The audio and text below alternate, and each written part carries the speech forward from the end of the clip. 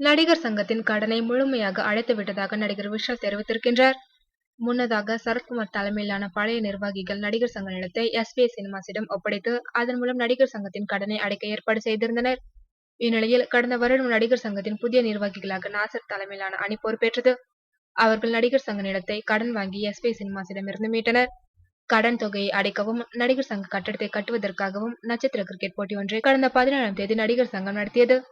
தற்போது நட்சத்திர கிரிக்கெட் போட்டி மூலம் கிடைத்த வருவாயை வைத்து நடிகர் சங்கத்தின் கடனை முழுமையாக அடைத்து விட்டதாக பொதுச் செயலாளர் விஷால் தெரிவித்திருக்கின்றார். இது குறித்து அவர், நடிகர் சங்கத்தின் 2 கோடி ரூபாய் கடனை அடைத்து விட்டோம் என்பதை மகிழ்ச்சியுடன் தெரிவித்துக் கொள்கிறேன். நடிகர் சங்க வரலாற்றிலேயே முதல் முறையாக நடிகர் சங்க நிலம் கைக்கு வந்துவிட்டது. மேலும் 8 கோடி ரூபாய் நடிகர் சங்க அறக்கட்டளை கணக்கில் உள்ளது. இதற்காக அனைவருக்கும் என்னுடைய நன்றியை தெரிவித்துக் கொள்கிறேன் என்று அவர் கூறியிருக்கின்றார்.